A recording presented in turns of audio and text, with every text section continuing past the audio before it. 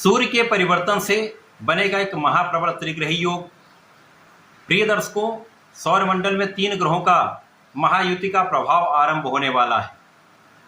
15 जून को जब सूर्यदेव अपनी राशि का परिवर्तन कर लेंगे तो इनका राशि परिवर्तन मिथुन राशि में होने वाला है, जहाँ पर पहले से ही मिथुन राशि के स्वामी बुध होंगे तथा वहाँ पर गुरुदेव बृहस्पति का भी गोचर चल रहा है।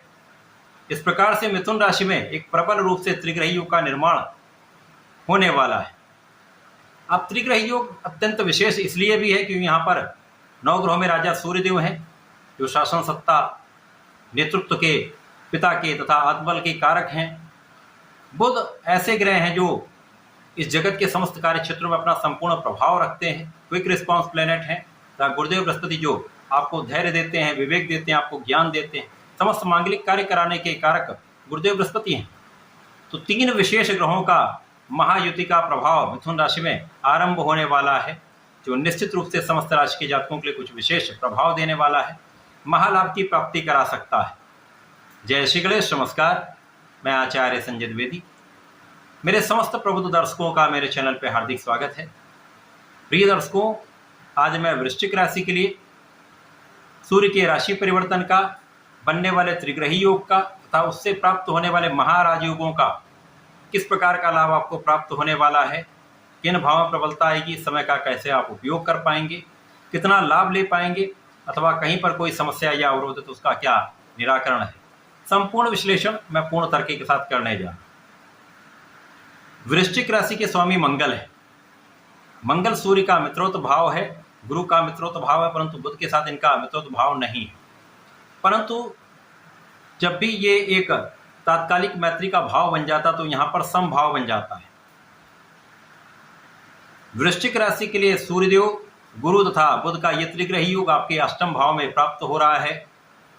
अष्टम भाव जो कि त्रिक भाव है, निर्बलता का भाव है, ये क्षय का भी भाव है, आयु का भी भाव।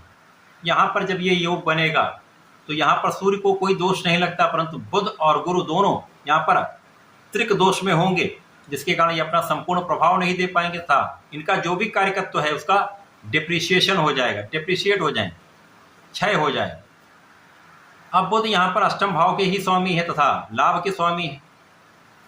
सूर्यदेव यहाँ पर आपके लिए कर्म के स्वामी है तथा गुरुदेव बृहस्पति मित्रत्व होते हुए भी आपके धन तथा पंचम के स्वामी। तो निश्चित रूप से इन बुध और गुरु के कार्यकत्व में निर्बलता आएगी। तो जो जातक पढ़ाई कर रहे हैं, हो सकता है उनका इस समय पढ़ाई में उतना अच्छा मन ना लगे, अच्छा परिश्रम के बाद भी उतना अच्छा रिजल्ट ना प्राप्त हो। इसी प्रकार से इस समय मन में एक भय ये रहता है कि कहीं मैं गलत तो नहीं कर रहा हूँ या कहीं पर मेरा रिजल्ट बहुत अच्छा ना आए। इस प्रकार की भावनाएं जब आती हैं तो आपका मन विरत होने लगता है। तो अपने आत्मबल को आप प्रबल रखें, सूर्यदेव को जल दें तो इस समय का संपूर्ण उपयोग आप कर पाएंगे। पिता का मार्गदर्शन लें, पिता का आशीर्वाद लें तो इस समय का संपूर्ण उपयोग आप कर पाएंगे। इसी प्रकार से इस समय कार्यक्षेत्र में कुछ उतार चढ़ाव की स्थिति बन सकती है।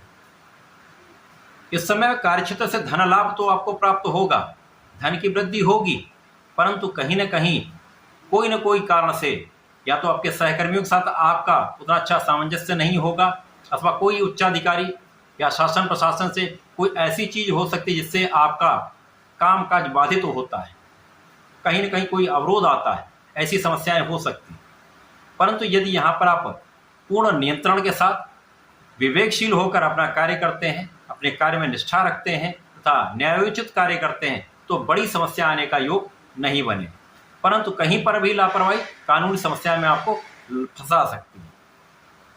इस समय में पिता के भी स्वास्थ्य में कुछ समस्या हो सकती है, अतः आपको ध्यान रखना चाहिए।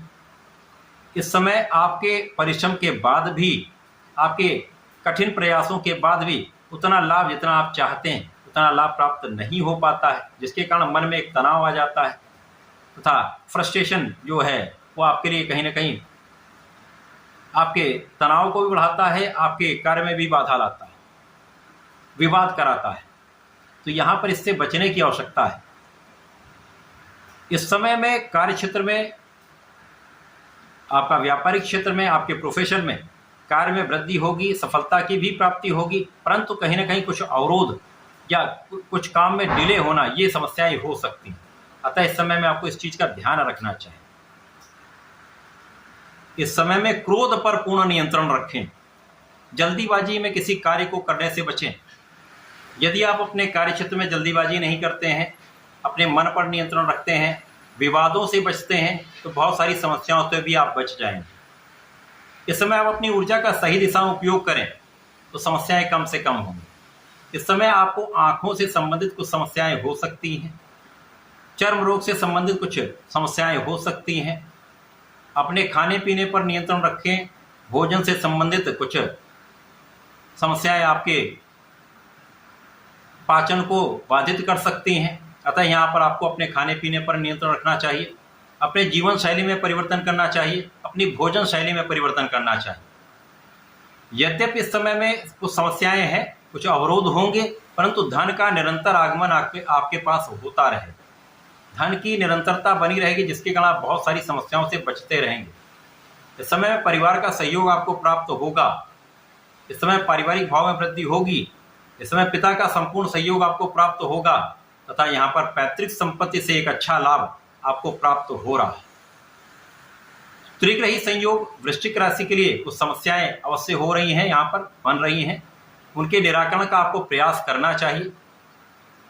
इस समय में जो आप कार्य सोच रहे हैं, जिनको आप प्रयास कर रहे थे कि ये कार्य हो जाए, हो सकता है वहाँ पर अवरोध आ जाए, लेकिन आप अपने प्रयासों को निरंतर करते रहें, जिससे आज नहीं तो कल वो काम बनेगा अवश्य। आपका किया हुआ परिश्रम सफल अवश्य होगा। कार्य में निरंतरता बनाए रखें, अपने प्रयासों को निरंतर करते रहें, परिश्रम में कमी ना करें। लापरवाही किसी प्रकार से यहाँ पर समस्या का कारण बन सकती है, अतः अपना संपूर्ण प्रयास करें। इस समय में त्रिग्रही योग का संपूर्ण लाभ लेने के लिए, क्योंकि गुरु और बुध का प्रभाव प्राप्त हो रहा है, तो आपके पास बुद्धि भी है, आपके पास ज्ञान भी है, आपके पास नेतृत्व का गुण भी है, तो यहाँ पर विचारशील होकर जो भी कार्य करें वो करेंगे तो सफलता अवश्य मिलेगी। तो इस पूरे समय में आपके घर के बड़ों का आशीर्वाद लेना चाहिए, गुरु का आशीर्वाद लेना चाहिए, ब्राह्मण का आशीर्वाद लेना चाहिए, मंदिर में जाकर कुछ सेवा करनी चाहिए तथा गणपति जी की आराधना करें। गणपति का संकटनाशन गणपति स्तोत्रम यदि आप नित्य करते हैं तो समस्याओं से बचेंगे, तथा संकट मोचन का हनुमानाष्टक यदि नित्य करते हैं तो समस्याएं भी नहीं होंगी। आप इस समय का संपूर्ण उपयोग करके लाभ ले पाएंगे। तो ऐसा करके इसका लाभ लें। धन्यवाद, नमस्कार।